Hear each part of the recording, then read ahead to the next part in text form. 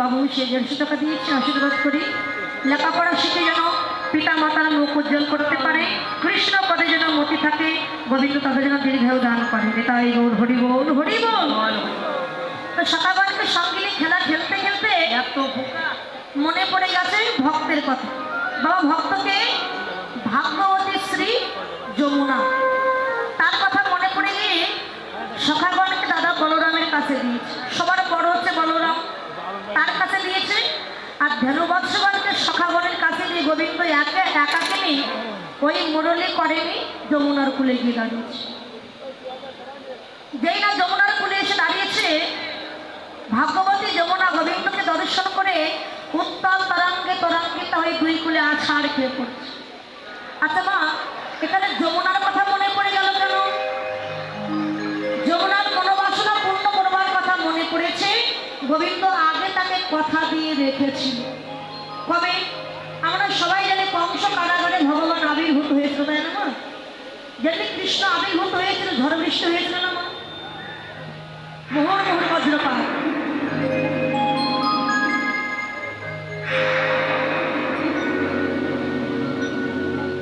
প্রচন্ড ঝড় বৃষ্টি। পিতা বসুদেব কৃষ্ণকে মাথায় করে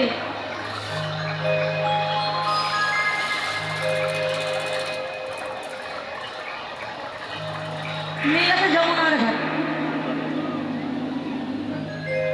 দেখবেন বৃষ্টি হলে নদী কিংবা সাগর কিংবা পুকুরের জল কিন্তু তারা দ্বিগুণ বাড়ে, নদীর জল সাগরের জল বেড়ে যায়। তো যমুনার কূলে গিয়ে ভগবান পিতা বসুদেব দেখছে যমুনায় যেটুকু জল তার চেয়ে তারা দ্বিগুণ হয়েছে। ভাবলেন এ ভাগ্যবতী যমুনা এত দ্বিগুণ বেড়েছে, আমি কি করে পার হবো তোমার পুত্রকে নিয়ে? পিতা বসুদেব কোলে নিয়ে কাঁদতে সন্তান। ভগবান মনে মনে বললেন, পিতা তুমি চিন্তা করছো কি করে পার হবে, আর আমি হলাম বিপদ ভঞ্জন মধুসূদন, আমি তোমায় পথ দেখাবো।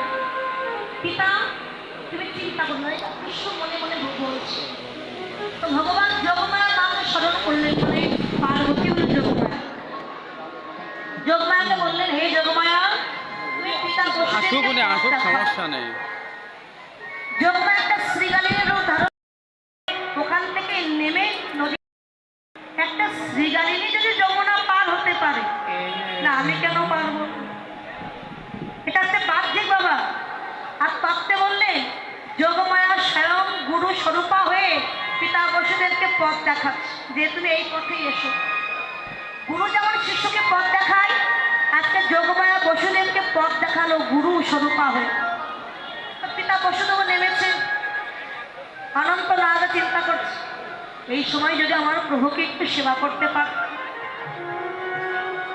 তাই অনন্তনাথ ছত্রার মতো, মানে ছাতার মতো পেছন থেকে কৃষ্ণকে ঢেকে রেখেছে।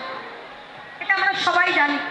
এখন ভাগ্যবতী যমুনা চিন্তা করছে ভগবানের চরণ তপস্যা করে পাওয়া যায় না, সেই চরণ আমি পেয়েছি, যদি একটু সেবা করতে পারি। যমুনা কি করছে? উত্তল তরঙ্গে তরঙ্গিত হয়ে প্রভুর চরণ ধরবার জন্য উপরে উঠছে, জলের ঢেউ।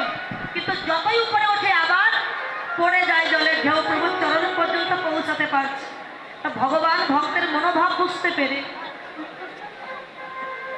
হরিবল ছোট আরেকটি বাবু সে 500 টাকা দান করেছে, আশীর্বাদ করি ভগবান তাকে যেন লেখাপড়া শিখে পিতা মাতা যেন মুখ উজ্জ্বল করতে পারে, এবং আশীর্বাদ করি ভগবান তাকে যেন দীর্ঘায়ু দান করে, সুস্বাস্থ্য দান করে, কৃষ্ণ